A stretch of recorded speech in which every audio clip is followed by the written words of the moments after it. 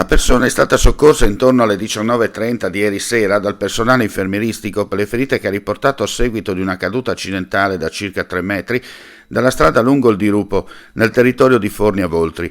Gli infermieri della Sores hanno inviato sul posto l'equipaggio di un'ambulanza proveniente da Rigolato assieme all'elisoccorso. Hanno attivato le forze dell'ordine per quanto di competenza. La persona è stata presa in carico dal personale medico infermieristico. L'equipaggio dell'ambulanza l'ha trasportato fino alla piazzola notturna di Rigolato, dove è atterrato l'eliambulanza. La persona è stata poi in volo trasferita all'ospedale di Udine in condizioni piuttosto serie per politraumi.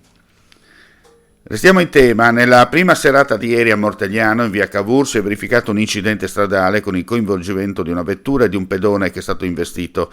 Si tratta di un uomo di 75 anni che poi è stato preso in carico dall'ambulanza proveniente da Codroipo e dall'automedica da Udine. È stato trasportato in codice giallo, fuori pericolo di vita, a bordo dell'ambulanza all'ospedale di Udine, dove si trova ricoverato in prognosi riservata. Sul posto i carabinieri per i rilievi di legge.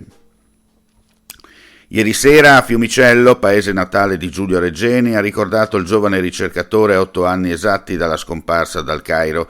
Tra le iniziative proposte anche un flash mob per sottolineare che tutti i nodi vengono al pettine. Il riferimento è l'inizio del processo a carico dei 4007 egiziani rinviati a giudizio per la morte di Giulio.